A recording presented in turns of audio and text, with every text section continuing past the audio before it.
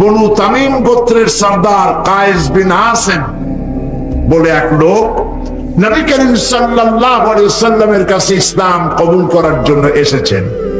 আল্লাহর নবী তাকে বললেন, সে যখন স্বেচ্ছায় ইসলাম কবুল করার জন্য এসেছে, নবীজি বললেন, পড়ো লা ইলাহা ইল্লাল্লাহু মুহাম্মাদুর রাসূলুল্লাহ।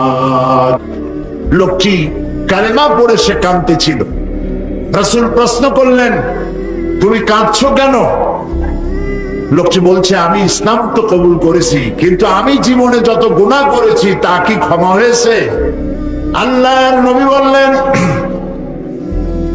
তুমি যখন মনে প্রাণে বিশ্বাস করে মুখে যখনই উচ্চারণ করেছো লা ইলাহা ইল্লাল্লাহু মুহাম্মাদুর রাসূলুল্লাহ, এই কালেমা উচ্চারণের সঙ্গে সঙ্গে আল্লাহ রাব্বুল আলামিন তোমার तमाम জিন্দেগীর গুনাহ খাতা maaf করে দিয়েছেন। লোকটি তারপরেও কাঁদছে। রাসূল জিজ্ঞেস করলেন, এর বলছে, আমি কাঁদছি এই কারণে, ইয়া রাসূলুল্লাহ, আমি যে অন্যায় করেছি এই অন্যায় তো মাফ হওয়ার কথা না।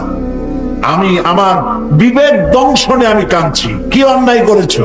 লোকটি বলল, ইয়া রাসূলুল্লাহ, আমার স্ত্রী ছিল গর্ভবতী, আমি তাকে গর্ভ অবস্থায় বাড়ি রেখে ব্যবসা করতে গেলাম। বহুদিন পর বাড়ি ফিরলাম, স্ত্রী আমাকে খবর দিল যে একটি মরা সন্তান হয়েছে, আমি তাকে ফেলে দিয়েছি। বাস, ঘটনা সেখানে শেষ। কিন্তু বছর 2-3 পরে আমি দেখতে পেলাম আমার ঘরের মধ্যে একটি সুন্দরী ফুটফুটি একটি মেয়ে দৌড়দৌড়ি করছে। আমি জিজ্ঞেস করলাম, বউ, এই মেয়েটি কার, কোত্থেকে এসেছে? বউ বলল, সেদিন মিথ্যে কথা বলেছিলাম, মেয়ে হয়েছে শুনলে তুমি মেরে ফেলবে, সেই জন্য আমি দূরে বাড়িতে তাকে লালন পালন করেছি। আজ সে একটু বড় হয়েছে, আশা করি তুমি তাকে দেখলে পরে তুমি তাকে মারতে পারবে না। হে রাসূল, এই বাচ্চাকে দেখে আমি বুকের সাথে জড়ায় ধরলাম, আদর করলাম, এত সুন্দর মেয়ে আমার হয়েছে। কিন্তু কিছুদিন পরে আমার মাথায় চেহারা চাড়া দিয়ে উঠলো। আমি ভাবলাম, এই মেয়ে কিশোরী হবে, তরুণী হবে, যুবতী হবে, তারপরে তাকে তো বিয়ে দিতে হবে। আর বিয়ে দিলে পরে আমি হলাম এই এলাকার নেতা, আর এ আরেক জায়গায় বিয়ে দিলে সেই বাড়ির উঠান ঝাড় দেবে, রান্না করে খাওয়াবে, কাপড় চোপড় ধুয়ে দেবে, আমার তো আর ইজ্জত বাঁচবে না। আমি তখন বউকে বললাম, বউ, আমার এই মেয়েটাকে একটু সাজায় দাও, একটু বেড়ায় নিয়েছি। মেয়েটাকে সাজায় দেওয়া হলো, আমি তাকে নিয়ে চললাম। বউ সরল বিশ্বাসে আমার কাছে দিয়ে দিল। আমি চলতে লাগলাম, আমি আগে যাই আর মেয়েটা পেছনে পড়ে যায়, আব্বা আব্বা করে দৌড়ায় কাছে আসে, আবার সামনে দৌড়িয়ে মেয়ে চলে যায়, আব্বা আব্বা করে আবার পেছনে এসে আমাকে জড়িয়ে ধরে। এমনি করতে করতে আমরা চলে গেলাম এক নির্জন পাহাড়ি এলাকায়। গিয়ে সেইখানে আমার চাদরের ভিতর থেকে আমি শাবল জাতীয় অস্ত্র বের করে মাটি খনন করতে লাগলাম। গর্ত খনন করছি, মাটি এসে আমার গায়ে লাগছে, আমি ঘেমে যাচ্ছি। মেয়েটা এসে আমার দাড়ি থেকে ধুলাবালি সরায়, আমার জামা থেকে ধুলাবালি সরায়, আর বলে, আব্বা, তুমি এত কষ্ট করতেছো কেন? সে জানে না যে আমি তার জন্য কবর খনন করছি। যখন গর্ত খনন করা হয়েছে, এরপরে আমি মেয়েটার হাত পা বাঁধা শুরু করলাম। মেয়েটা বুঝতে পেরেছে যে আমি তাকে মেরে ফেলবো। মেয়ে আমার কেঁদে কেঁদে বলতে শুরু করলো, বাবা, আমাকে মেরো না, আমি তোমাকে বাপ বলে তোমাকে সমাজে লজ্জা দিব না, শরম দিব না, আমাকে মেরো না। আমি তার কোনো কথাই শুনলাম না। মেয়েটাকে হাতে পায়ে বেঁধে গর্তের ভিতরে নিক্ষেপ করে দিলাম। মেয়ে চিৎকার করছে। আমি তখন একটা পাথর নিয়ে 2 হাত দিয়া পাথরটা উঁচু করে মেয়েটার বক্ষ লক্ষ্য করে পাথর ছুড়ে দিলাম। মেয়ের বুকটা ফেটে গেল, রক্ত ফিনকি দিয়া উঠলো উপরের দিকে, আর একটি মাত্র আওয়াজ শুনতে পেলাম, আব্বা। হাদিস শরীফে লেখা হয়েছে, নবী করিম সাল্লাল্লাহু আলাইহি ওয়াসাল্লাম ঘটনা শুনতেছিলেন, আর নবীজির দুই চোখ থেকে পানি গড়িয়ে পড়তেছিল, দাড়ি ভিজে ভিজে পড়তেছিল। রহমতের নবী বলতে লাগলেন, আহারে, মানুষও পারে এইরকম ব্যবহার করতে নিজের সন্তানের সাথে। যেই যুগে নারীর কোনো সম্মান ছিল না, নারীর কোনো মর্যাদা ছিল না, সেই যুগে মর্যাদা দিলেন যিনি, তার নাম মুহাম্মাদুর রাসূলুল্লাহ সাল্লাল্লাহু আলাইহি ওয়াসাল্লাম।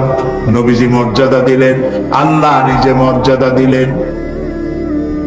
নারী এবং পুরুষ আল্লাহর কাছে সমান কিনা কোরআন দিয়া প্রমাণ করে দেখাই, এক বিন্দু তারতম্য নাই। সুবহানাল্লাহ বলেন, এক বিন্দু তারতম্য নাই। এক শ্রেণীর বুদ্ধিজীবীরা ইসলামের কাছ থেকে নারীদেরকে সরায় দেয়। আমি সেই জন্য বলি, উদাত্ত কণ্ঠে বলি, চিৎকার দিয়া বলি, আমার দেশের মেয়ে লোকেরা যদি জানতেন যে ইসলাম তাদেরকে কি সম্মান দিয়েছে আর কি অধিকার দিয়েছে, তাহলে নারী অধিকার, নারী পক্ষ নাম করে সংগঠন না করে, বরং ইসলাম তাদেরকে যে অধিকার দিয়েছে সেই অধিকার পাওয়ার জন্য সবাই সংগ্রাম করত, সরকারের কাছে বলতো, তোমাদের দেওয়া অধিকার চাই না, কোরআন যেটা দিয়েছে সেই অধিকার ফিরিয়ে দাও। নারী এবং পুরুষ আল্লাহ সমান অধিকার দিয়েছেন। দেখুন, কোরআন বলছে, ইন্নাল মুসলিমিনা ওয়াল মুসলিমাতি ওয়াল মুমিনিনা ওয়াল মুমিনাতি ওয়াল কানিতিনা ওয়াল কানিতাত।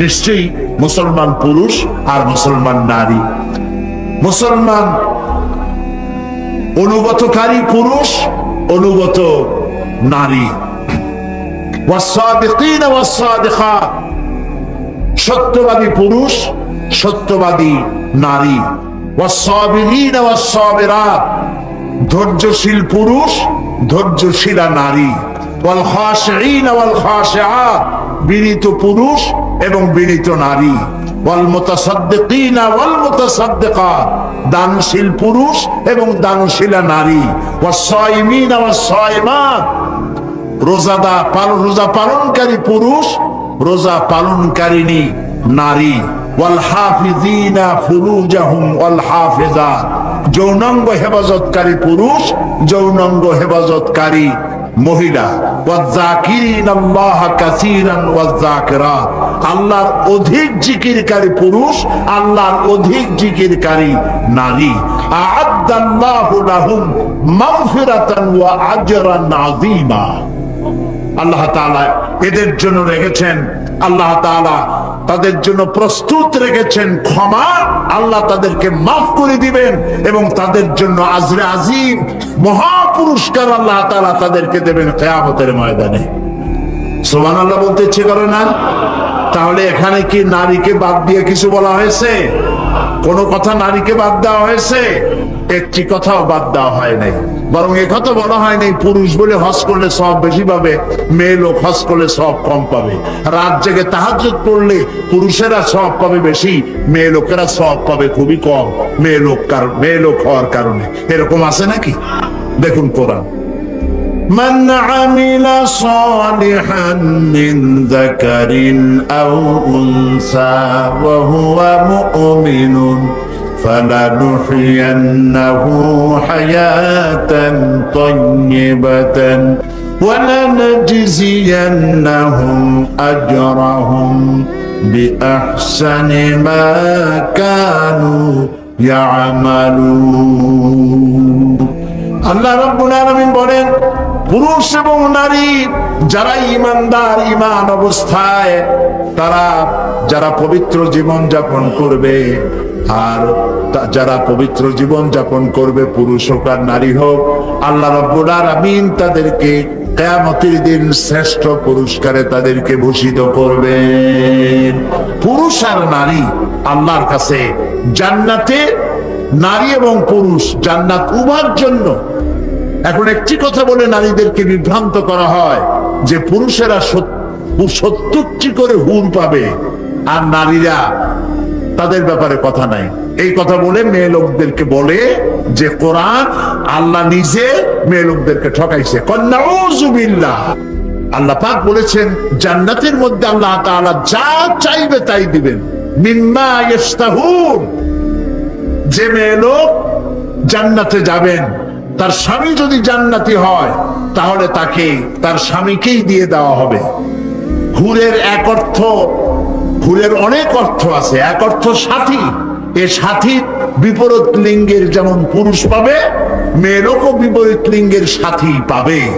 এই জন্য কিয়ামতের দিনে জান্নাতের মধ্যে যদি স্বামী জান্নাতে না যায়, শুধু স্ত্রী জান্নাতে গেছে, আল্লাহ তার জন্য এক স্বামী, তার জোড়া আল্লাহ তৈরি করে দেবেন সেখানে। সুবহানাল্লাহ ওয়া বিহামদিহি।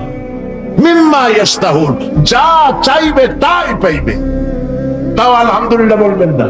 একজন বলছিল যে হুজুর, যা চাইবো তাই যদি পাওয়া যায় তাহলে আমার তো খুব হুক্কা খাওয়ার অভ্যাস আছে না, অনেকের বিড়ি সিগারেট খাওয়ার অভ্যাস, তা আমার তো খুব হুক্কা খাওয়ার অভ্যাস। তো কিয়ামতের দিন এটা কি আমরা আল্লাহ কি হুক্কা টুক্কা দেবে জান্নাতের মধ্যে চাইলে পরে? সে বুজুর্গ ব্যক্তি বলছেন যে দেখো ভাই, আল্লাহ একটা ওয়াদা করছেন যে জান্নাতে যা চাইবে তাই পাইবে। এখন যদি তুমি হুক্কা চাইয়ে বসো তাহলে তো আল্লাহ দিতেই হবে, যেহেতু তিনি ওয়াদা করেছেন। তবে একথা ঠিক, জান্নাতের এত ভালো ভালো নিয়ামত হইয়া পচা হুক্কা খাওয়ার নিয়ত তোমার মনে আসবে না, এটাও ঠিক। আল্লাহ রাব্বুল আলামিন মেয়ে, নারী এবং পুরুষ সৃষ্টি করে তাদের অধিকারকে প্রতিষ্ঠিত করেছেন। এক শ্রেণীর কবি সাহিত্যিকরা তারা নারী এবং পুরুষের মাঝে বিরাট দেওয়াল সৃষ্টি করেছেন এবং রীতিমতো অধিকার আদায়ের নামে পুরুষের বিরুদ্ধে যুদ্ধ ঘোষণার ব্যবস্থা করেছে। অথচ পুরুষ আর নারী পরস্পরের শত্রু নয়, বন্ধু। পুরুষ আর নারী পরস্পর কি? পুরুষ আর নারী পরস্পর কি? এ বন্ধুকে আমি বানাইলাম না। والمؤمنون والمؤمنات بعضهم أولياء بعض يأمرون بالمعروف وينهون عن المنكر। আল্লাহ পাক বলেন মোমেন পুরুষ আর মোমেনা নারী এরা পরস্পর পরস্পরের বন্ধু। এরা মানুষকে অন্যায় কাজ থেকে দুহাতে ফিরায় আর ভালো কাজের আদেশ করে। প্রিয় ভাই সব, একজন নারী, একটা মেয়ে লোক পৃথিবীতে যখন আসে তখন তার জীবনে তিনটা স্তর হয়। বলেন তো কয়টা স্তর? তিনটা। ভালো করে লক্ষ্য করুন। প্রথমে সে হয় কন্যা, কন্যা হিসাবে সে নারী। এরপরে যৌবন পাওয়ার পর যখন বউ হয় তখন বধূ হিসাবে নারী। এরপরে সে মা হয় তখন মা হিসাবে নারী। নারীর জীবনের এই তিনটি স্তর, আর কোন স্তর নাই। এই তিনটি স্তরে ইসলাম কি দিয়েছে বুদ্ধিজীবীরা কান খাড়া করে তারা শুনুক। দুনিয়ার মানুষ কি দিয়েছে আর ইসলাম কি দিয়েছে। প্রিয় ভাই সব, আল্লাহর নামে বলেন, একটি ঘরে যখন একটি কন্যা সন্তান প্রসব করে করে নারী, ওই ঘরের ভিতরে একটা রহমতের ফেরেশতা আগমন করে। রহমতের ফেরেশতা এসে বলে, আসসালামু আলাইকুম ইয়া আহলাল বাইত, হে ঘরের গৃহবাসীরা, তোমাদের উপরে আল্লাহর রহমত বর্ষিত হোক। এই কথা বলে ফেরেশতা নবজাতক কন্যার মাথার কাছে গিয়ে তার নূরের তৈরি ডানা বুলাতে থাকে আর বলতে থাকে, এই কন্যা সন্তানটিকে যে আদব শিখাবে, দিন শিখাবে, ভালোবাসবে, আর এটিকে যে আদব আর দিন শিখায়া তাকে সাহায্য করবে, আল্লাহর সাহায্য তার জন্য কিয়ামত পর্যন্ত অব্যাহত থাকবে। এই কথা কিন্তু কোন পুত্র সন্তানের জন্য বলা হয় নাই, বলা হয়েছে কি সন্তানের জন্য? কন্যা সন্তানের জন্য। আমার দেশে বহু লোক আছে বারবার মেয়ে হয় স্ত্রী, এই জন্য বউকে তালাক দিয়ে দেয়, মুখ কালো করে থাকে, বউর সাথে কথা কয় না, শ্বশুর বাড়ি যায় না, বউকে তালাক পর্যন্ত দিয়ে দেয়। নাউজুবিল্লাহ। প্রিয় ভাই সব, কন্যা সন্তান হওয়ার জন্য কে দায়ী? স্বামী দায়ী না স্ত্রী দায়ী? কেউ দায়ী, কাউকে দায়ী করা যাবে। দেন কে বলেন সবাই? কোরআনে কারিমে আল্লাহ রাব্বুল আলামিন বলেছেন, আমি কাউকে কন্যা সন্তান দেই, পুত্র সন্তান দেই না। কাউকে পুত্র সন্তান দেই, কন্যা সন্তান দেই না। কাউকে কন্যাও দেই, পুত্রও দেই, কাউকে কিছুই দেই না।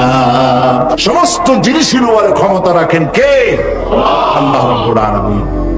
নবী করিম সাল্লাল্লাহু আলাইহি ওয়াসাল্লাম বলছেন, মান আলা জারিয়াতাইন হাত্তা তাবলুগা জা ইয়াউমাল কিয়ামাতি আনা ওয়া হুয়া কাহাতাইন ওয়া দাম্মা আসাবিআহু। রাওয়াহু মুসলিম, মুসলিম শরীফের হাদিস। নবীজি বলেন, কেউ যদি দুই কন্যার পিতা হয়, শুনতেছেন কথা? কেউ যদি দুই কন্যার পিতা হয় আর কন্যা দুটিকে যদি লালন পালন করে, স্নেহ করে, আদব করে, দিন শিখায়, ঈমান শিখায়, তাহলে ওই দুই কন্যার পিতা আর আমি মুহাম্মদ সাল্লাল্লাহু আলাইহি ওয়াসাল্লাম জান্নাতের ভিতরে পাশাপাশি অবস্থান করব। সুবহানাল্লাহ। এরকম একটি হাদিস পুত্র সন্তানের জন্য নাই। রাসূলুল্লাহর সব পুত্র সন্তান ইন্তেকাল করেছিলেন, একজনও ছেলে বেঁচে নাই। ছিল বেঁচে? আল্লাহ রাব্বুল আলামিন দেখেন কোরআনে বলছেন, মা কানা মুহাম্মাদুন আবা আহাদিন মির রিজালিকুম ওয়ালাকিন রাসূলুল্লাহি ওয়া খাতামান নাবিয়্যিন। মুহাম্মদ সাল্লাল্লাহু আলাইহি ওয়াসাল্লাম তোমাদের কোন পুরুষদের পিতা নন। কথার হিকমত দেখেন। মুহাম্মদ সাল্লাল্লাহু আলাইহি ওয়াসাল্লামের ছেলে ছিল না? বলেন ছিল না ছেলে? আল্লাহ তাআলা বলছেন যে মা কানা মুহাম্মাদুন আবা আহাদিন মির রিজালিকুম। মুহাম্মদ সাল্লাল্লাহু আলাইহি ওয়াসাল্লাম তোমাদের কোন পুরুষদের পিতা না, কিন্তু ছেলে তো হয়েছিল। কিন্তু ছেলে মারা গেছে তুহুলিয়াতে, বাচ্চা অবস্থায়, রেজাল্ট পর্যন্ত পৌঁছায় নাই, পুরুষ হওয়া পর্যন্ত, যেখানে রাজুল বলা হয় সেই রাজুল হওয়া পর্যন্ত পৌঁছায় নাই, তিফলের হালতে মারা গেছে। আল্লাহর কথা কত হিকমাতানা হাকিমানা আন্দাজের কথা। তোমাদের কোন পুরুষের পিতা তিনি নন। ছেলেরা সব মারা গেল, বেঁচে ছিল কারা?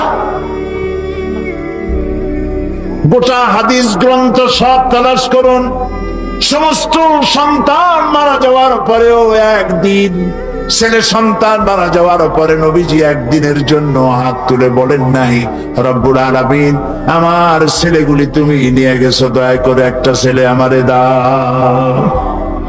দোয়া করলে কবুল হইতো না? আরে ভাই কথা কন না কেন? নবীজির কি হাত তোলা লাগে? না না, হাত তুলে মোনাজাত করা লাগে না, মুখ দিয়ে বলা লাগে না। আমার নবী তো সেই মাকামের নবী, মনে ইরাদা করতে দেরি আছে, মঞ্জুর হতে দেরি নাই। প্রিয় ভাই সব, নবী করিম সাল্লাল্লাহু আলাইহি ওয়াসাল্লাম নিজের কন্যাকে এত ভালোবাসতেন, কোন জায়গায় যাওয়ার সময় সকলের শেষে হযরত ফাতেমা রাদিয়াল্লাহু তাআলা আনহাকে বলে যেতেন, আর কোন দিক থেকে আসলে সকলের আগে হযরত ফাতেমার সঙ্গে তিনি দেখা করতেন। সবাই থাকে, হাদিস শরীফে এসেছে একবার নবী করিম সাল্লাল্লাহু আলাইহি ওয়াসাল্লাম মুখ মলিন করে বসে আছেন, সাহাবায়ে কেরাম নবী করিম সাল্লাল্লাহু আলাইহি ওয়াসাল্লামের সঙ্গে কথা বলতে সাহস পাচ্ছে না কেউ। কিছুক্ষণ পরে তিনি উঠে গেলেন হযরত আলীর ঘরে। আরো কিছুক্ষণ পরে তিনি ঘর থেকে বেরিয়ে এলেন হাসি খুশি মেজাজ নিয়ে। সাহাবায়ে কেরাম ভরসা পেলেন, বললেন ইয়া রাসূলুল্লাহ, আমরা তো কিছুই বুঝতে পারি নাই, কথা বলতেও সাহস পাই নাই, আপনার চেহারার অবস্থা এরকম ছিল, আমরা ভয় পেয়ে গেছি।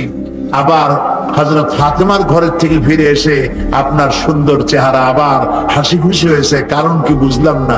নবী করিম সাল্লাল্লাহু আলাইহি ওয়াসাল্লাম বলছেন ওদের মধ্যে একটু মনোমালিন্য হচ্ছিল আর আমি খুব কষ্ট পাচ্ছিলাম। হযরত ফাতেমা এবং আলীর মধ্যে নবী করিম সাল্লাল্লাহু আলাইহি ওয়াসাল্লাম বলছেন আমি ভিতরে গেলাম, দুজনকে মিটমাট করে দিয়ে আসলাম, এখন তারা হাসি খুশি, আমার তাই খুশি ফিরে আসছে। ফাতেমা ফাতেমাকে আমি ভালোবাসি, ফাতেমা আমার কলিজার টুকরা, ফাতেমা সে মুহাম্মদ সাল্লাল্লাহু আলাইহি ওয়াসাল্লামকে কষ্ট দেয়। সুবহানাল্লাহ। প্রিয় ভাই সব, আল্লাহ তাআলা কন্যা হিসেবে নারীর এই মর্যাদা দিয়েছেন। এবার এই কন্যা আস্তে আস্তে বড় হয়ে বধূতে পরিণত হয়ে যায়। আর যখন বধূ হলো তখন আল্লাহ কি বলছেন দেখেন, وَمِنْ آيَاتِهِ أَنْ خَلَقَ لَكُم مِّنْ أَنفُسِكُمْ أَزْوَاجًا لِتَسْكُنُوا إِلَيْهَا وَجَعَلَ بَيْنَكُم مَّوَدَّةً وَرَحْمَةً। আল্লাহ তাআলা বলেন, আল্লাহর অসংখ্য নিদর্শনের ভিতরেও এটাও নিদর্শন যে তিনি তোমাদের থেকে তোমাদের জোড়া, তোমাদের স্ত্রীদেরকে সৃষ্টি করেছেন এই জন্য লিতাসকুনু ইলাইহা, যাতে করে তাদের কাছে তোমরা তোমাদের মনের প্রশান্তি খুঁজে পাও। আর তোমাদের উভয়ের মধ্যে আমি ভালোবাসা আর করুণার সহৃদয়তার সৃষ্টি করি। লক্ষ্য করুন, এখানে আল্লাহ তাআলা বলছেন ওয়াজআলা বাইনাকুম মাওয়াদ্দা ওয়া রাহমা, প্রথমে ভালোবাসা তারপরে দয়া। যখন এই ভালোবাসাটা আল্লাহ দিয়ে দিলেন, মনে করেন ছেলে হলো ঢাকার, মেয়ে হলো চট্টগ্রামের। চট্টগ্রামের মেয়ে শুটকি খুব পছন্দ করে, কিন্তু ঢাকার ছেলে শুটকি পছন্দ করে না। ঢাকার ছেলে বলে আমার কাপড় কোথায়, আর চিটাগাংয়ের মেয়ে বলে আর খড়। এটা সমস্যা হয়ে গেল না? কথা তো মিলল না, ভাষায় মিল নাই, কথায় মিল নাই, রুচিতে মিল নাই। ঘন্টায় ঘন্টায় মারামারি হওয়ার কথা, কিন্তু মারামারি হয় না। ওয়াজআলা বাইনাকুম মাওয়াদ্দা, আল্লাহ বলেন আমি ভালোবাসা সৃষ্টি করে দিছি। এই ভালোবাসা হয় বিশেষ এক উদ্দেশ্যকে কেন্দ্র করে, এই ভালোবাসার সৃষ্টি হয়। জীবনের যখন যৌবনে ভাটা পড়ে, ওয়াজআলা বাইনাকুম মাওয়াদ্দাতান ওয়া রাহমা, যখন ওই যৌবন কালটা চলে গেল, তারপরে আল্লাহ তাআলা বলছেন আমি রহমত সৃষ্টি করি, স্বামী স্ত্রীর মধ্যে করুণা, দয়া, মহব্বত সৃষ্টি করি। বুড়ার কাছে তখন বুড়ি অত্যন্ত প্রিয় হয়ে যায়, আর বুড়ির কাছেও বুড়ো না হলে আর চলে না। আমাদের কবি আল মাহমুদ ভাই বোধহয় নিশ্চয়ই বুঝতে পারেন, মরিচ পাকলে নাকি জাল হয় বেশি। সুতরাং আল্লাহ রাব্বুল আলামিন বলছেন ওয়াজআলা বাইনাকুম মাওয়াদ্দাতান ওয়া রাহমা, আমি প্রথমে ভালোবাসার সৃষ্টি করি, পরে উভয়ের মধ্যে করুণা আর সহৃদয়তার সৃষ্টি করে দিই। বুড়া ছাড়া বুড়ি চলে না, বুড়ি ছাড়া বুড়া চলে না। কে করেন? আরে ভাই জোরে কর না, কে করেন? যালিকুমুল্লাহু রাব্বুকুম, এই হচ্ছে আমাদের আল্লাহ, ইনি হচ্ছেন রব। এবং এই স্ত্রী বানিয়ে দিলেন তোমার, কলেমাকে সাক্ষী রেখে স্ত্রী তোমার জন্য হালাল হয়ে গেল, পুরুষের জন্য হালাল হলো। নবী করিম সাল্লাল্লাহু আলাইহি সাল্লাম বলেছেন আল্লাহর আকাশের নিচে জমিনের উপরে খাদিজার মতো উত্তম মহিলা আর নাই। হযরত আয়েশা বলেন নবীজি একদিন এক রাতে আমার কাছে ঘুমানো ছিলেন, আমি ঘুম থেকে জেগে দেখি নবীজি নাই। মনে মনে চিন্তা করলাম কোথায় গেলেন, বোধহয় অন্য কোন স্ত্রীর ঘরে গেছেন। আমি চুপিসারে খোঁজ দিতে লাগলাম, কোন ঘরে খবর পেলাম না। পরে দেখতে পেলাম রিয়াদুল জান্নার ভিতরে বসে নবীজি দুই হাত উঁচু করে কি যেন বলেন আর কান্দেন। আমি পিছনে গিয়ে হাত তুললাম, শুনতে পেলাম নবীজি মুনাজাত করতে করতে এক পর্যায়ে গিয়ে বলছেন রব্বুল আলামিন কিয়ামতের ময়দানে যেদিন বাপ তার সন্তান হারায় ফেলবে, মা তার সন্তান হারিয়ে ফেলবে, সন্তান মায়ের চিনবে না, ওই দিন ওই কঠিন হাসরের ময়দানে আমি যেন আমার খাদিজারে হারায় না যায়। মুনাজাত শেষে হযরত আয়েশা বলছেন ইয়া রাসূলুল্লাহ, এই একটা বুড়ির বিয়ে করছিলেন, 25 বছর বয়সে 40 বছরের বুড়ি, এই বুড়ির কথা এখনো আপনার মনে জাগে? এর থেকে ভালো কুমারী মেয়ে তো আপনি বিবাহ করেছেন। নবীজির মুখখানা মলিন হয়ে গেল। আল্লাহর নবী বলেন আয়েশা খাদিজার সম্পর্কে এমন কথা জীবনে কোনোদিন তুমি আমার সামনে আর এরকম বলো না। কারণ হলো তোমরা সবাই আমার সুদিনের স্ত্রী, খাদিজা আমার এমন সময় স্ত্রী যখন মক্কা নগরীতে মুহাম্মদের পা রাখার জায়গা ছিল না। সমস্ত সম্পদ উজাড় করে দিয়েছে আমার জন্য, ইসলামের জন্য। না খেয়ে থেকেছে রাতের পর রাত, দিনের পর দিন। আরবের সব থেকে ধনশালিনী নারী সমস্ত সম্পদ উজাড় করে দিয়েছেন আল্লাহর দ্বীনের জন্য। এই ইসলাম পৃথিবীর মানুষের সকল সমস্যার সমাধান পেশ করেছে। সুবহানাল্লাহ। এক শ্রেণীর বুদ্ধিজীবী, তথাকথিত বুদ্ধিজীবী, তারা বলেন যে ইসলাম নারীকে ঠকিয়েছে, ইসলাম নারীকে পর্দার নাম করে তাদেরকে গৃহকোণে আবদ্ধ করে তাদের অধিকার থেকে বঞ্চিত করেছে। এ কথা কি ঠিক? এ কথা কি ঠিক? মোটেই ঠিক নয়। বরং ইসলাম মানুষের বর্ণ বৈষম্য দূরীকরণ, শ্রমিকদের অধিকার, অমুসলিম নাগরিকদের অধিকার, নারী এবং পুরুষের সম অধিকার, এ সব কিছু ইসলামের কালজয়ী আদর্শ। ইসলাম নারীকে পুরুষের সমান করে দিয়েছে। মানুষ হিসাবে আল্লাহর কাছে মানুষ হিসাবে পুরুষ এবং নারী সমান অধিকার রাখে। আল্লাহ তাআলা বলছেন, خلقكم من نفس واحدة وخلق منها زوجها। তোমাদেরকে আল্লাহ তাআলা সৃষ্টি করেছেন এবং তোমাদের থেকে তোমাদের জোড়া স্ত্রীদেরকে আল্লাহ তাআলা সৃষ্টি করেছেন। দুই একটি ক্ষেত্র ছাড়া নারীরা আল্লাহর কাছে পুরুষের সমান, এতে কোনো পার্থক্য নাই। প্রিয় ভাই সব, যে যুগে নারীর কোনো মর্যাদা ছিল না, কোনো সম্মান ছিল না, মেয়ে হয়ে জন্মগ্রহণ করাই ছিল অপরাধ, সেই যুগে নারীর সম্মান দিয়েছে কে? সেই মধ্যযুগের কথাই চিন্তা করুন। নবী করিম সাল্লাল্লাহু আলাইহি ওয়াসাল্লাম যখন পৃথিবীতে এসেছেন তখন কন্যা সন্তান জন্মগ্রহণ করা ছিল পাপ। মেয়ে হয়েছে শোনা মাত্রই তাকে আছাড় দিয়ে মেরে ফেলে দিত এবং তাদেরকে মাটির ভিতরে গর্ত করে জীবন্ত পুঁতে জীবন্ত কবর তাদেরকে করে দিত। এভাবে তাদেরকে মারত। যার কারণে আল্লাহ তাআলা কোরআনে কারিমে বলেছেন, বিআইয়ি যামবিন কুতিলা, কোন অপরাধে এই বাচ্চা সন্তানগুলিকে, কন্যাদেরকে মারা হচ্ছে। ভালো কাজের আদেশ আর অন্যায় কাজের নিষেধ, এই কাজ করেছিলেন নবী করিম সাল্লাল্লাহু আলাইহি ওয়াসাল্লাম। মুহাম্মদুর রাসূলুল্লাহ, সবাই বলেন সাল্লাল্লাহু আলাইহি ওয়াসাল্লাম, তিনি এই কাজটি পরিপূর্ণরূপে করলেন। এই কাজ করার পর তিনি ইন্তেকাল করলেন। এই কাজের সুফল আমারু বিল মারুফ ওয়া নাহু আনিল মুনকার, ভালো কাজের আদেশ, অন্যায় কাজের নিষেধ করলে ফলটা কি হয় তা কি শুনবেন না চোখে দেখবেন? দেখতে চান? তাহলে ইতিহাসের পাতার দিকে তাকান। হযরত নবী করিম সাল্লাল্লাহু আলাইহি ওয়াসাল্লাম ইন্তেকাল করেছেন। হযরত নবী করিম সাল্লাল্লাহু আলাইহি ওয়াসাল্লাম ইন্তেকাল করেছেন। এখন ক্ষমতায় এসেছেন আবু বকর রাদিয়াল্লাহু তাআলা আনহু।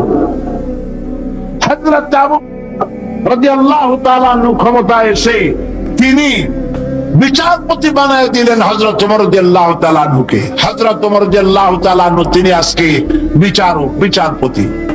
1 বছর বিচার কার্য পরিচালনা করলেন। 1 বছর পর ঐতিহাসিকরা লিখছেন, ফামাকাসা আমান কামিলান ফালাম ইয়াখতাসিম ইলাইহি ইসনান। 1 বছর চলে গেল, বিদায় হয়ে গেল। হযরত ওমর রাদিয়াল্লাহু তাআলা আনহুর বিচারালয়ে 2টা লোক এরকম এলো না যে একজন আরেকজনের বিরুদ্ধে কোনো মামলা দায়ের করার জন্য কেউ হযরত ওমরের দরবারে আসলো না। সুবহানাল্লাহ বলবেন না? সুবহানাল্লাহ বলবেন না? পৃথিবীতে আছে এরকম কোন দেশ যেখানে 1 বছর কোনো মামলা দায়ের হয় না? হযরত ওমর এলেন নবী করিম সাল্লাল্লাহু আলাইহি ওয়াসাল্লামের, হযরত ওমর এলেন আবু বকর রাদিয়াল্লাহু তাআলা আনহুর কাছে। এসে বললেন, মা হাদাতা বি ইনদা কওমিন মুমিনিনা ইয়া খলিফাতা রাসূলিল্লাহ সাল্লাল্লাহু আলাইহি ওয়াসাল্লাম। হে রাসূলের খলিফা হযরত আবু বকর, এই জাতির কাছে বিচারকের দরকারটা কি? উনি জিজ্ঞেস করলেন, কারণ কি, এ কথা কেন বলো?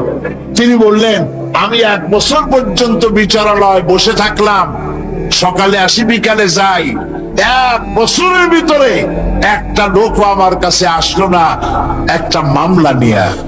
তো যেতে সেখানে বিচারকের দরকার কি? হযরত আবু বকর প্রশ্ন করলেন, তোমার কাছে বিচার চাইতে কেউ আসলো না কেন? এ ব্যাপারে তোমার ধারণা কি?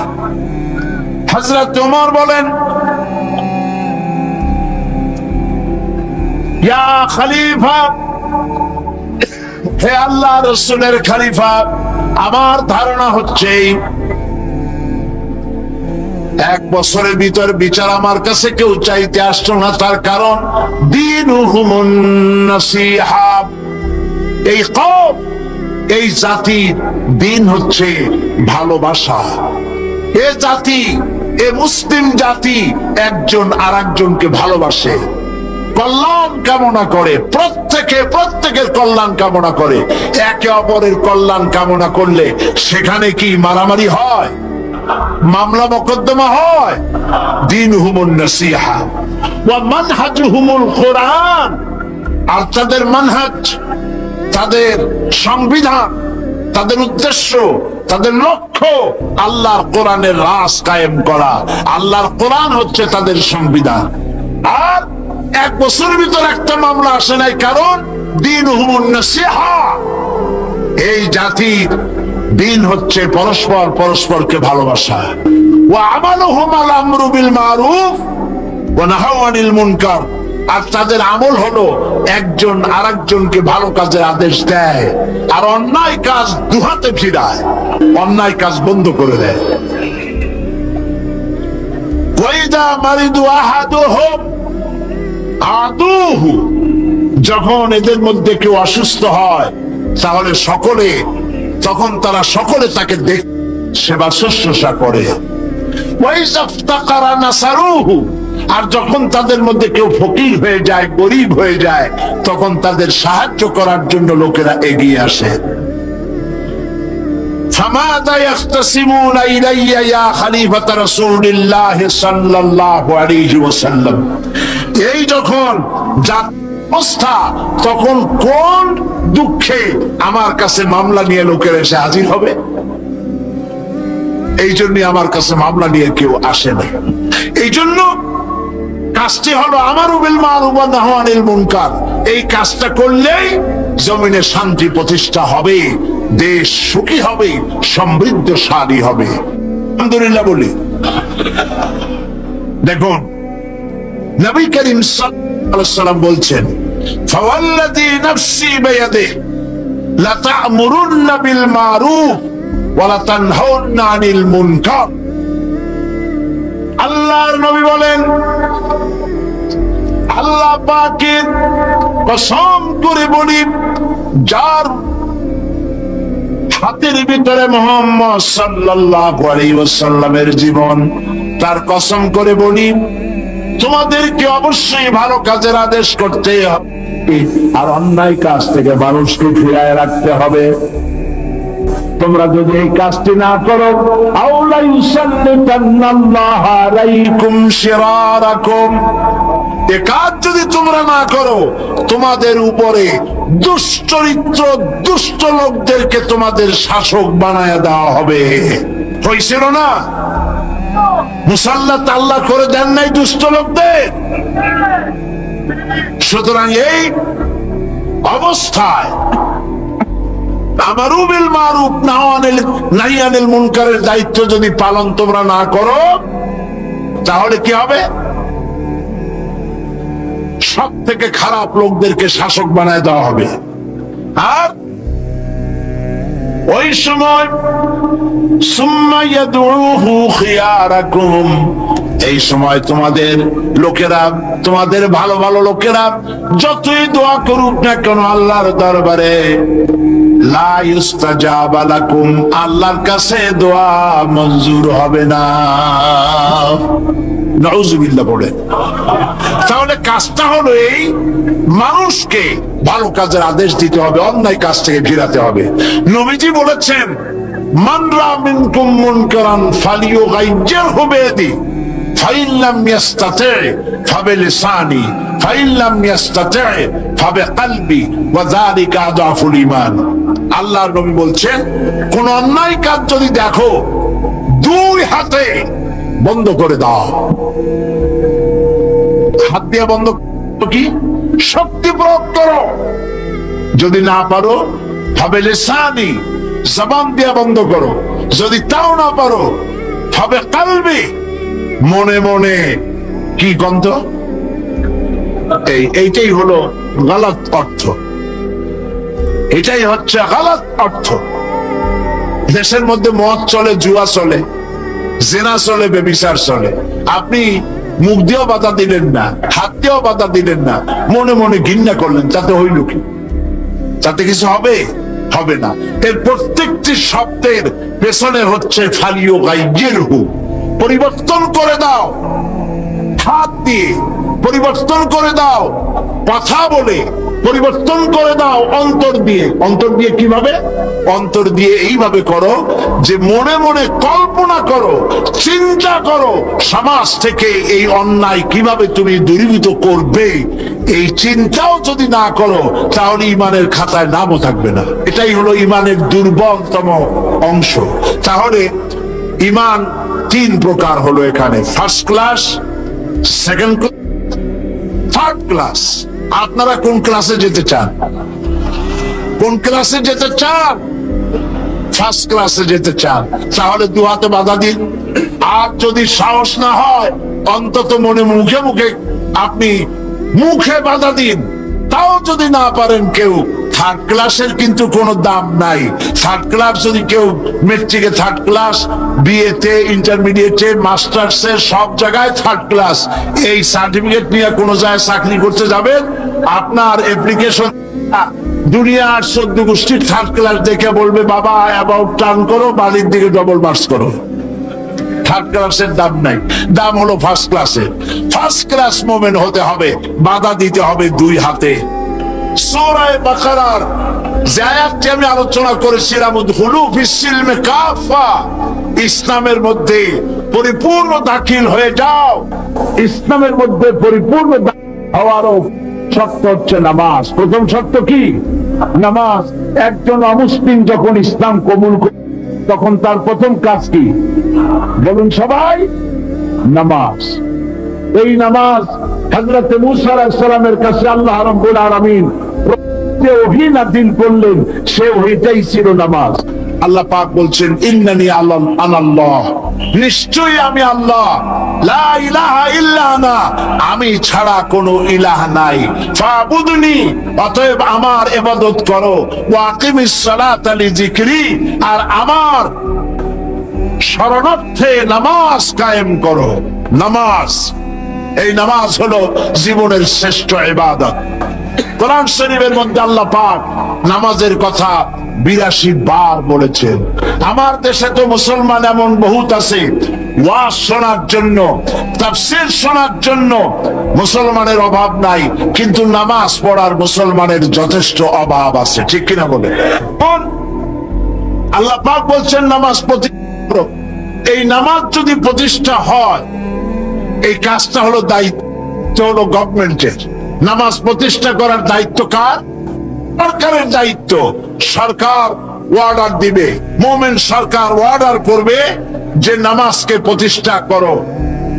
বেলা 1টা বাজবে, তখন হুকুম হবে সমস্ত কোর্ট কাছারি, আদালত, মিল, কল কারখানা, সেক্রেটারিয়েট, ক্যান্টনমেন্ট, পার্লামেন্ট সব বন্ধ 1টা থেকে 1:30 পর্যন্ত নামাজের জন্য আর আহার সারার জন্য। 5 ওয়াক্ত নামাজ যদি এইভাবে গভর্নমেন্ট করে, আর সেই অর্ডার অনুযায়ী মুসলমানেরা যদি 5 ওয়াক্ত নামাজ সঠিকভাবে আদায় করে, চিন্তা করেন, থানায় আজান হয়েছে, দারোগা সাহেবের ইমামতিতে পুলিশেরা দাঁড়ায় গেল নামাজের জামাতে, এসপির ইমামতিতে নামাজ পড়তেছে সেই অফিসের সমস্ত অফিসারেরা, স্বরাষ্ট্রমন্ত্রীর ইমামতিতে তার মন্ত্রণালয়ের লোকেরা জামাতে নামাজ আদায় করতেছে।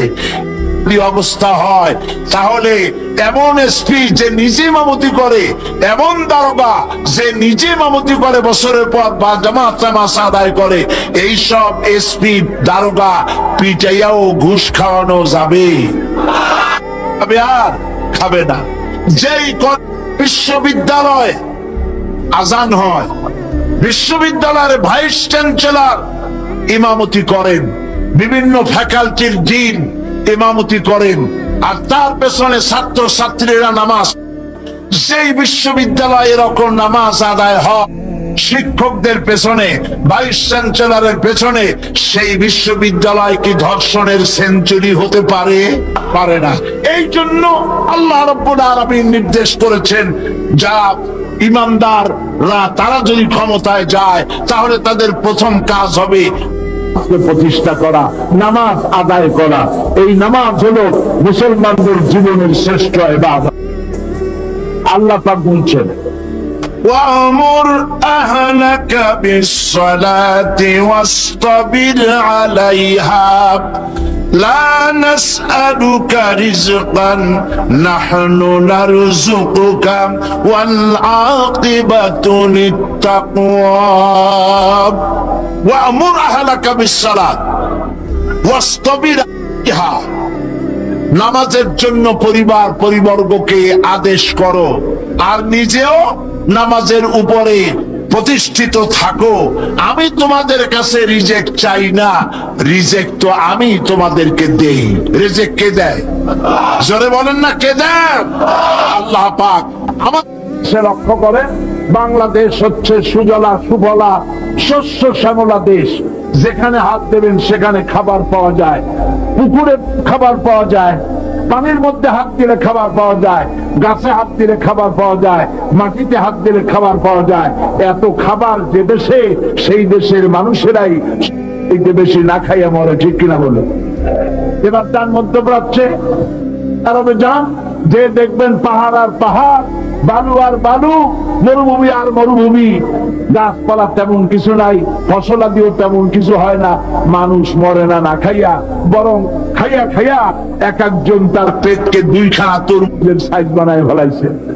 না খাইয়া মরে না, না খাইয়া মরে যেখানে খাবার আছে, পানি আছে, সম্পদ আছে, বেকার মানুষ।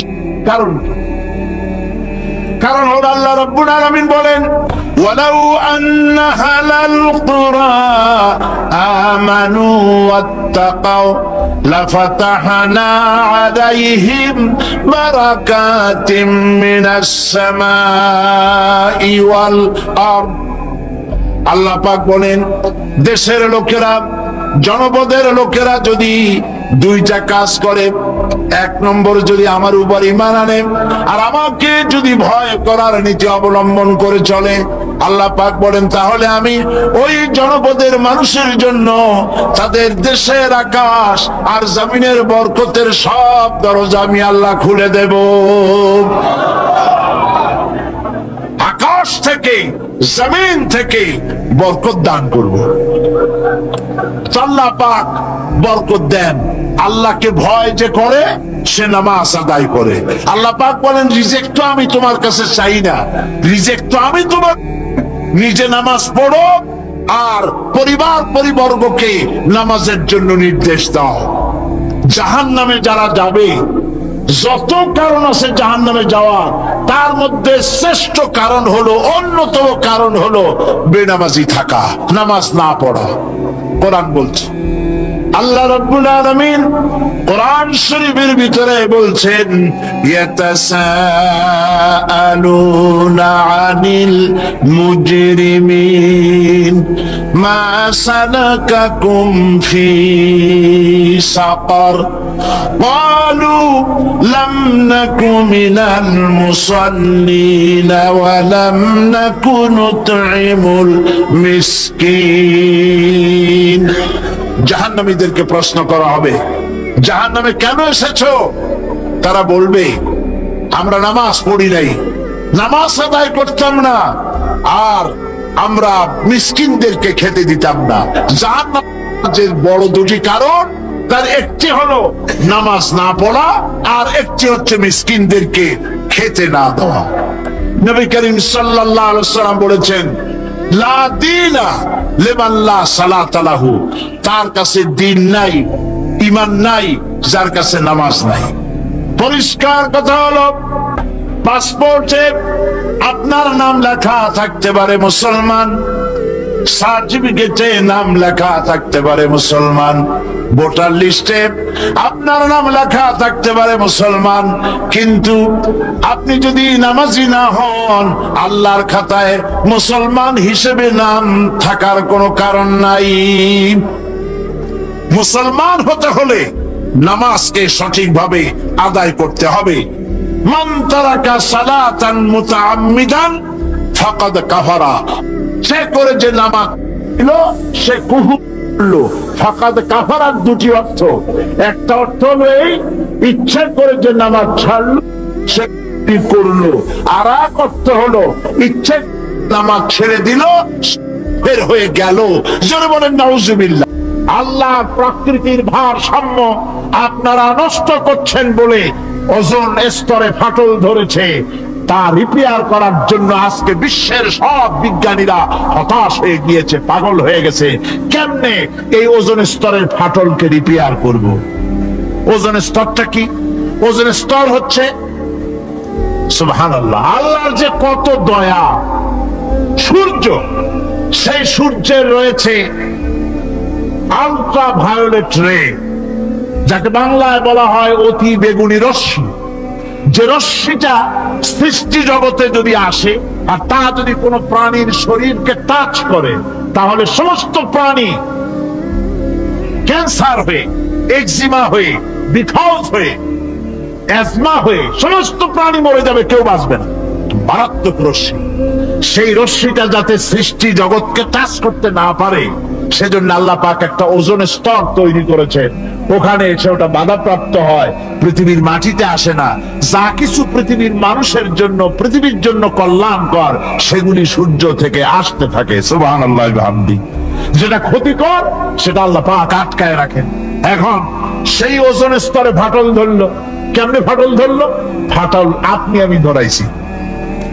আপনি বলবেন যেটা কেমন কথা, আমি তো ওইখানে যাই নাই, আমি ফাটল ধরাইলাম কেমনে? আপনি আমি ওজোন স্তরে ফাটল ধরিয়েছি, তার অর্থ এই নয় যে আপনারা গিয়ে ওখানে কুড়াল মারিয়ে ওটারে ভাঙছেন। তাহলে ওটা কি হয়েছে? কোরআনে কারীমে রব্বুল আলামিন বলেন ওয়ামা আসাবাকুম মিন মুসিবাতিন ফাবিমা কাসাবাত আইদিকুম ওয়া ইয়াফু আন কাসীর। যত বিপদ তোমাদের উপর আরোপিত হয়, সমস্ত বিপদ তোমাদের দুই হাতের কামাই করা। কে বলছেন? আল্লাহ পাক। ওজোন স্তরে ফাটল ধরেছে, এটা বিপদ। বিশ্ব সমস্ত মানব সভ্যতা সৃষ্টি জগতের জন্য বিপদ। এই বিপদের জন্য দায়ী পৃথিবীর মানুষ। কিরকম?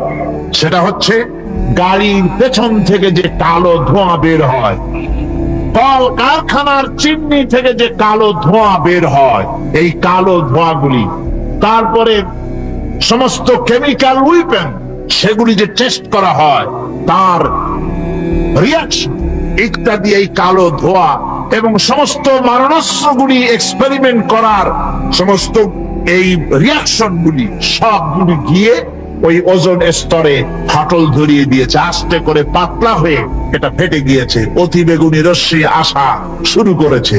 এটাকে বন্ধ করার জন্য বিজ্ঞানীরা আজ মরিয়া হয়ে গিয়েছে।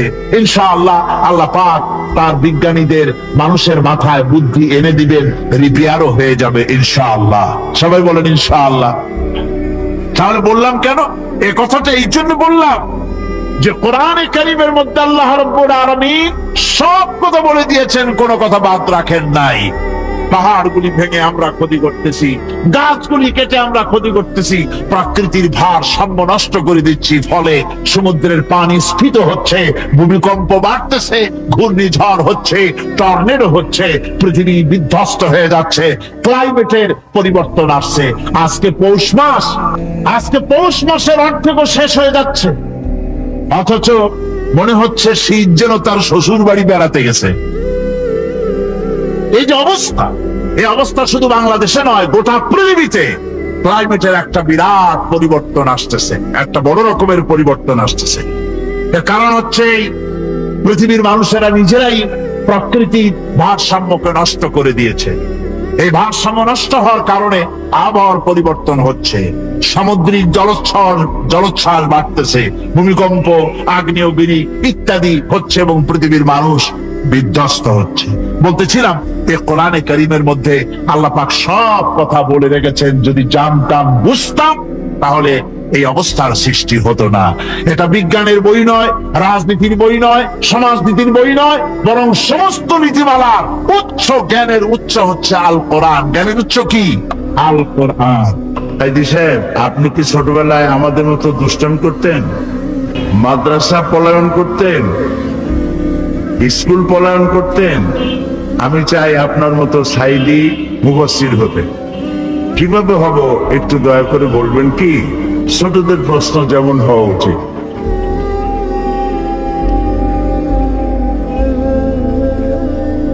দুষ্টুমি করা ছোটবেলায়, এটা কেউ বেশি করে কেউ কম করে।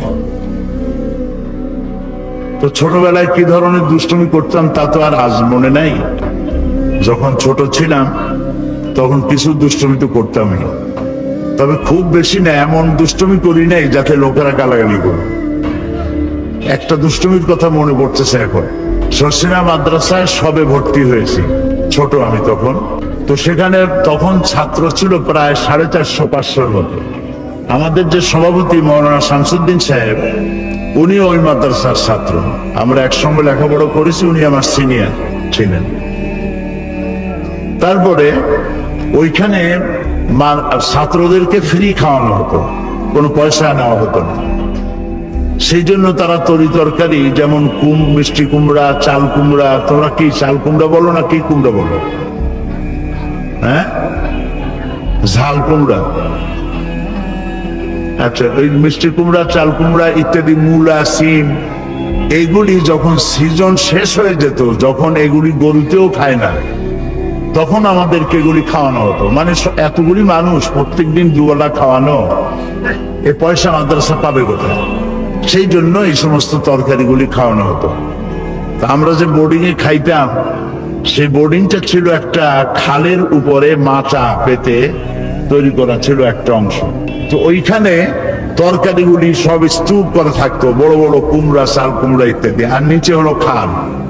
এই কুমড়া খাইয়া বিরক্ত হয়ে যেতাম। আমরা কয়েকজন বুদ্ধি করলাম কুমড়া কমাইতে হবে। তারপরে খাওয়া দাওয়া করে আসার সময় কেউ যাতে না দেখে, প্রত্যেকে পা দিয়ে গুতা মেরে 3-4টা কুমড়া ফালাই দিতাম পানির মধ্যে।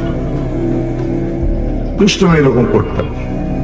তবে এমন কোনো দুষ্টমি করি নাই যে মানুষকে কষ্ট দেওয়া, মারধর করা ইত্যাদি। আর স্কুল মাদ্রাসা পলায়ন, এটা একটা মজাও আছে। স্কুল মাদ্রাসা ছোট্ট অবস্থায় পালাইয়া পরের দিন গিয়ে হাজির হইয়া মাস্টার জিজ্ঞেস করলো যে কেন আসো নাই? তখন হয়তো আমাদের কেউ কেউ বলতো যে মা বলেছেন আমার নাকি জ্বর হয়েছিল। তো এইভাবে দুষ্টমি চলত। এই দুষ্টমির ব্যাপারেও আমি আমার আলোচনার মধ্যে কথা বলবো ইনশাআল্লাহ। সাবের সিকদার 8ম শ্রেণী, ফতেহাবাদ আদর্শ বালক উচ্চ বিদ্যালয়। আমাদের বর্তমান শিক্ষা ব্যবস্থায় ইসলাম সম্পর্কে জানার পর্যাপ্ত সুযোগ সুবিধা নেই। এ অবস্থায় আমাদের পাঠ্য বইয়ের পাশাপাশি কিভাবে ইসলামকে বিস্তারিতভাবে জানতে পারি? এটা খুব ভালো প্রশ্ন। ইসলাম না জানলে তো বোঝা যাবে না, আর না বুঝলে তো মানা যাবে না। সেজন্য ছোট্ট ছোট্ট বই আছে তোমাদের পাঠ্য বইয়ের পাশাপাশি, সেই সব বইগুলো তোমরা কিনবে, পড়বে, তাহলে তোমরা বুঝতে পারবে। জান্নাতুল ফেরদাউস প্রশ্ন করেছে, মা বাবার কথা না শুনলে আল্লাহ কি করবেন? মা বাবার কথা ছোট্ট অবস্থায় থেকে মানার অভ্যাস করা দরকার। তবে ছোট্ট অবস্থার অপরাধগুলি আল্লাহ ধরবেন না। যখন তোমরা একটু বড় হবে, তখন যদি কোনো অন্যায় করো, মা বাবার সাথে বেয়াদবি করো, সেটা ধর্তব্য হবে। তবে ছোটবেলা থেকেই মা বাপের অনুগত হওয়া প্রয়োজন, তাদের বাধ্যগত হওয়া প্রয়োজন।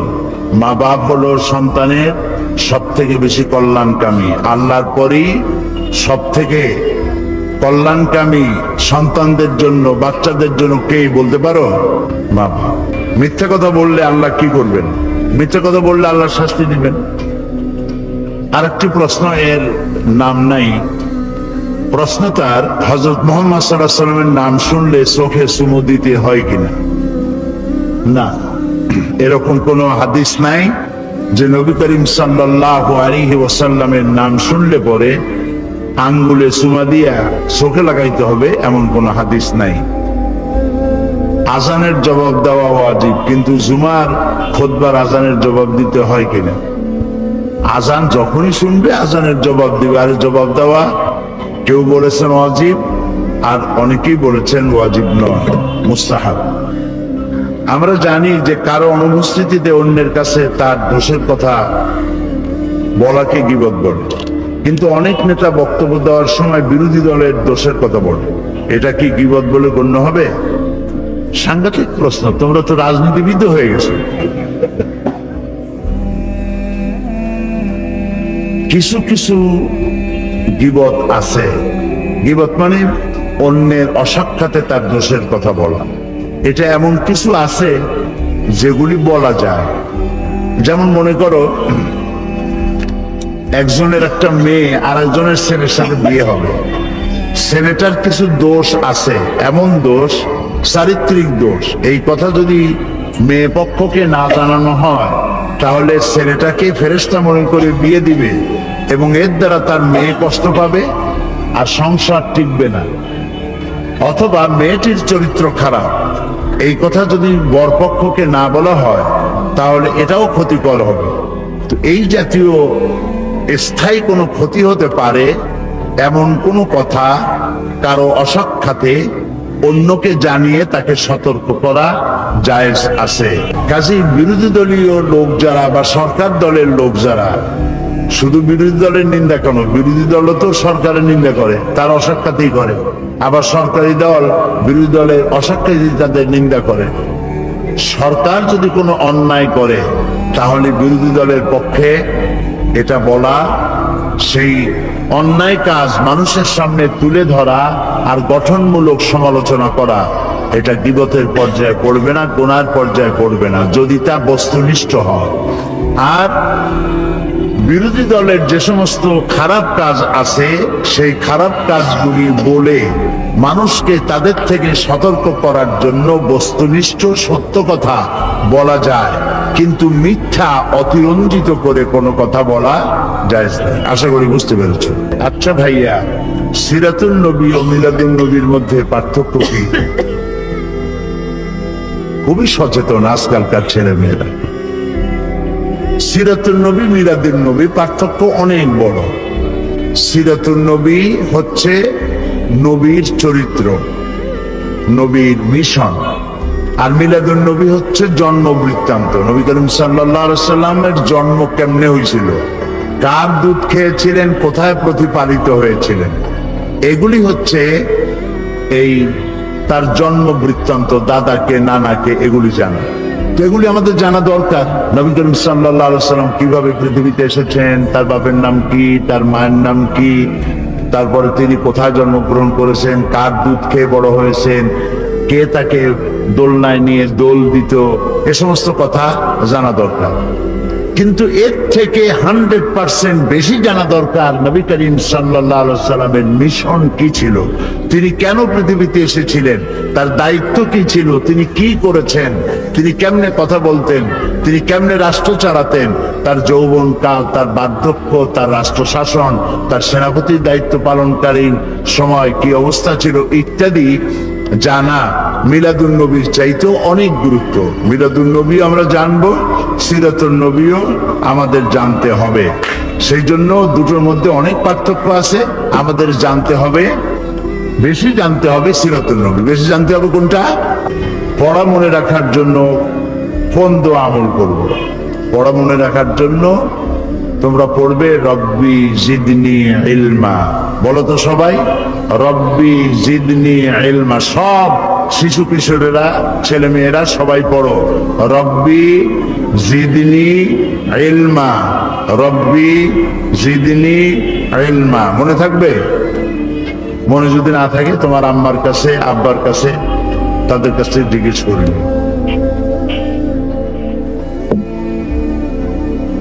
শিশু অবস্থায় এ হলো নাবিদ সুবহানি। তার প্রশ্ন হলো, শিশু অবস্থায় মৃত্যু হলে সে কি জান্নাতে যাবে? সে তো কোনো পাপই করে নাই, সুতরাং আল্লাহ তাআলা তার ব্যাপারে জান্নাতের ফয়সালা করবেন ইনশাআল্লাহ। ছোটরা নামাজ পড়তে, এই প্রশ্ন সুলতান আহমদ প্রশ্ন। আমরা ছোটরা মসজিদে নামাজ পড়তে থাকলে বড়রা আমাদেরকে ঠেলিয়া পিছনে নিয়ে যায়, এর কারণ কি? এটা সত্যি একটা দুঃখজনক ব্যাপার। আমি বিভিন্ন জায়গায় ওয়াজের মধ্যেও বলেছি, এটা আমি মাহফিলেও বলেছি, এটি একটা খুব খারাপ জিনিস। বাচ্চারা মাদ্রাসায় কি বলে, মসজিদে গেলে পরে মুরব্বীরাই সরে যাও সরে যাও, চোখ মোটা করে ধমক দিয়ে ঠেলে ঠেলে পিছনে নিয়ে যায়। এটি খুবই খারাপ। এভাবে যদি বাচ্চাদেরকে চোখ মোটা করে মসজিদে গেলে ধমক দেওয়া হয়, বাচ্চা মসজিদ থেকে মুখ মলিন করে বাড়ি ফিরে এসে মায়েরে বলে, মা মসজিদে আর জীবনেও যাব না, ওইটা আমার জায়গা না। এই জন্য যারা বাচ্চা নিয়ে যান তাদেরই উচিত, আর যারা বাচ্চা নাও নিয়ে যান তাদেরও উচিত বাচ্চাদের প্রতি স্নেহের আচরণ করা, তাদেরকে সুন্দর করে দাঁড় করিয়ে দেওয়া। আর বাচ্চাকে যিনি নিয়ে গেলেন তিনি পকেটে করে চকলেট আর মিমি নিয়ে যাবেন। নামাজ শেষ হলে বাচ্চার হাতে চকলেট দিবেন। বাচ্চা ভাববে মসজিদে আসলে চকলেট পাওয়া যায়, মসজিদের দিকে আকর্ষণ বাড়বে, ঠিক না? এই জন্য বাচ্চাদেরকে চোখ মোটা করা, ধাক্কা দেওয়া, পিছনে ঠেলে দেওয়া, এটা কোনো ভদ্র জনোচিত কাজ নয়। রাসূলুল্লাহ এই ধরনের করেন নাই।